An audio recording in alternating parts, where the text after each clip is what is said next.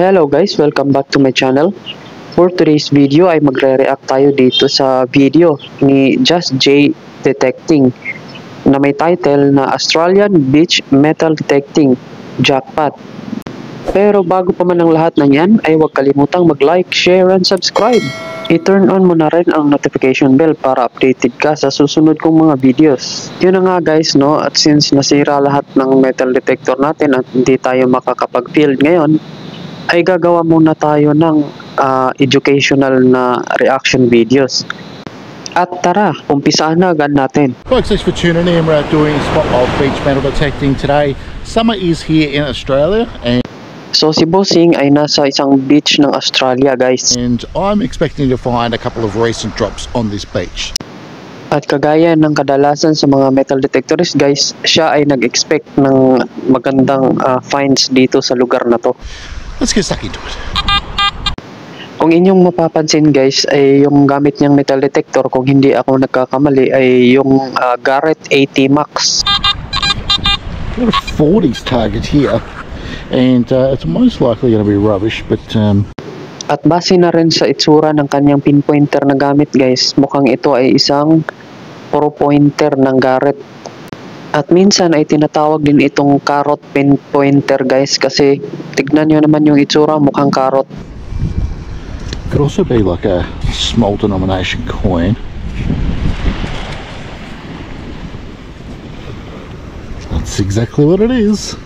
So yung unang finds niya guys ay isang maliit na coin, which is nakakakuha na rin ako ng ganito guys, pero hindi exactly ganyan na coin. When it comes to finding coins guys, yung palagi nating tandaan ay yung key dates niya. What I mean guys is yung year, kung anong year siya ginawa. Kasi kung antique guys, collectible siya. At kung swerte ka pa guys, ay mayroon pang value yan. Lalo na yung mga may gold at silver na finds guys. Sweet. A ridiculously good sounding target here, and I can see what looks to be the edge of a coin right there, so I think, yeah, look, Itong ganito guys ay very common na nangyayari ito, at kadalasan yung makikita yung mga ganyan guys, minsan maramihan yan doon sa mismong taas na part ng beach, kung saan sila palagi nakaupo or nakatambay. I mean yung mga beach goers guys. 20 cents.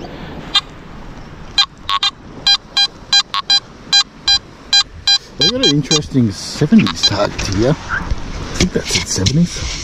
What is that? Good.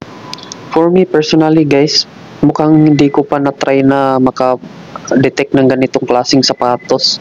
Lord. Got a pretty good sounding 70s 80s target down here.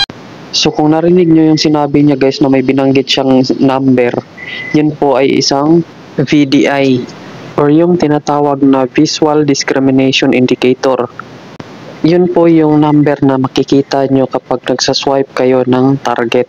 Importante po yun sa pagme-metal detect, kasi hint mo yun kung ano yung ididig mo or find mo, kung anong type of metal. Same din yan sa tones guys. Meron siyang high, meron ding low. Yan yung indicator guys ng ferrous, non-ferrous at saka gold, kung supported ng gold yung metal detector mo. Might be a little too big to be anything good. Definitely check it though.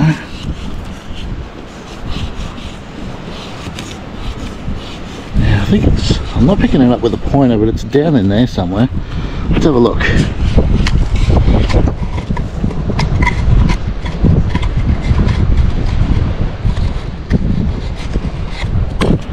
Oh, I've lost it. There it is there. There it is. Kaya importante talaga guys na meron kang pinpointer sa pagdedetect, kasi yun yung maghahanap lalo na sa mga maliliit na finds. At hindi rin masasayang yung oras mo guys kakahanap ng finds mo. $2.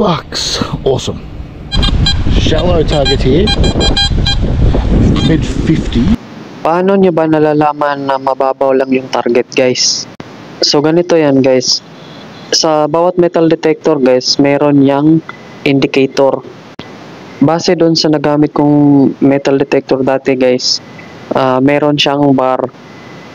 Mas maraming bar, guys, mas malalim. Malalaman mo din yan, guys, sa sigaw ng metal detector mo.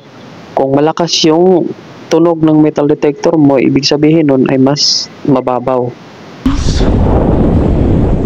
Give me something good.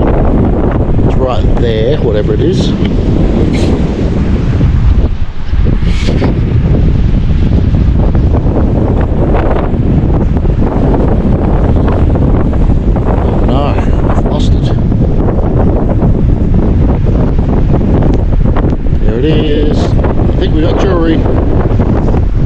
We do have jewelry. When it comes to jewelry naman, guys, na finds, nakakakuha na rin ako ng ganito dati. Maliliit, merong malalaki, may fake, may orig, ganun. Alright, we got ourselves a screamer, and I can already tell you what it is. There's a key. Somebody's Etong finds na to, guys, kadalasan marami to sa beach. Kasi nahuhulog sa bulsa to kapag nakatambay sila doon sa buhangin. Minsan susi ng motor or bahay, guys. Kaya marami yan dyan. Minsan nagkakalawang na yung iba. House key, no doubt. Alright, we've got a clean 75, 76 target. I can pretty much guarantee this is going to be, yeah, look, there it is there. Wow, that's shiny. That's got to be minted this year, I'm going to guess. So, na-mention niya, guys, yung word na minted, which means na kung kailan nagawa yung coin na yan. Kasi tulad ng sabi ko kanina, importante sa metal detecting at pag-identify ng isang coin kung valuable siya o hindi, yung mint date niya. Yeah, well, that's weird. It says jackpot 12th 24. I don't know what that means, but I'll take it. Alright, we've got a clean 61. Ang ibig sabihin ng clean 61, guys, ay hindi nagbabago-bago yung VDI na 61 doon sa metal detector niya. Target here. Should be pretty close.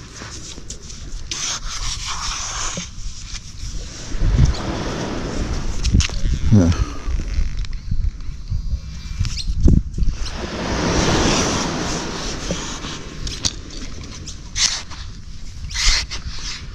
Yep, there it is. When it comes to beach metal detecting, guys, yung pinaka-common na makukuha mo talaga dyan is coins. Meron din namang time na makakakuha kaya ng jewelries, guys, pero mas marami talaga ang coins.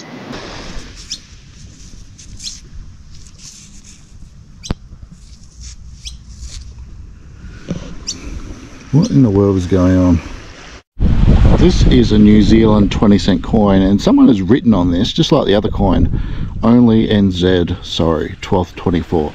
So someone is planting these coins and writing messages on them, specifically for metal detectors. I don't know what the hell's going on with you, to be honest. Well, marami naman talagang bagay na nakukuha natin sa kung saan tayo nagme-metal detect, guys, na hindi natin alam. Kaya I suggest na kumonsulta kayo doon sa metal detecting communities or kung sino yung mga experts na kilala nyo. Now, whilst I've been metal detecting along, I've been having to think about those coins that I found with the writing on them. So I found the dollar coin that says jackpot, 12th of 24. This 20-cent coin, New Zealand 20-cent coin that says only NZ coins, sorry. And then disturbingly, I also found this pull tab that says it says oops, OPSSSS. So, based sa aking metal detecting adventures, guys, noon, ay meron din akong mga nakuhang mga strange na mga coins and objects. At minsan, mapapaisip ka na lang kung paano yan napunta dyan. Lalo na kapag yung finds mo ay kakaiba or foreign. So the only reason that I can think of that these items will be on the beach is that they've obviously been placed there by somebody specifically for someone to find with a metal detector.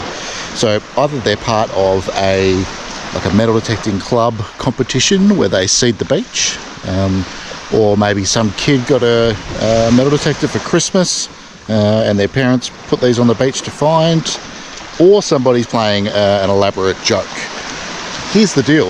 I'm only interested in legitimate metal detecting finds, and these are not it. So on that note, so kaya niya binalik ulit sa buhangin yung finds niya guys ay dahil baka may mga metal detectorist or clubs na nagpa-event dyan sa area na yan, tapos sinasadyang nilagay yung mga coins na yon para i-hunt ng mga participants ng nasabing event guys, which is good naman guys, pero I am not sure kung babalikan pa yan ng mga nagpa-event. back you go. I'll take the rubbish and pop it in the bin. Ito yung isa sa pinaka-importanting gagawin ng isang metal detectorist guys, yung hindi iiwan yung garbage na napulot niya. Alright, we've got a pretty good sounding mid-40s target here.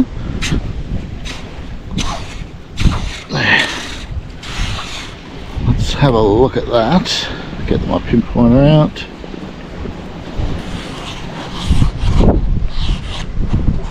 Right in the bottom there. I think I just felt it with my spade. Yep. Oh, look.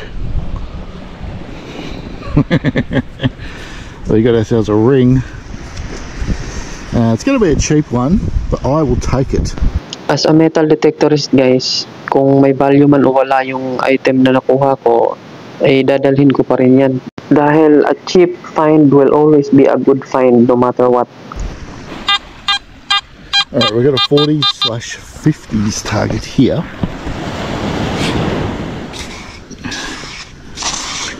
Could definitely be a coin. Very common sa mga metal detectorist guys na nag-speculate kung ano yung makukuha nila sa reading ng BDI ng mga metal detectors nila. Hit it with a pointer.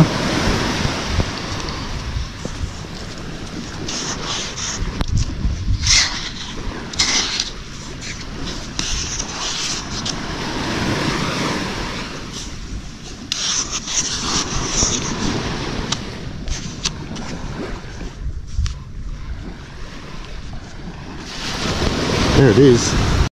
So ngayon guys, alam niyo na kung gaano ka-importante magkaroon ng pinpointer. Kasi tignan niyo naman yung item na nakuha na sobrang liit.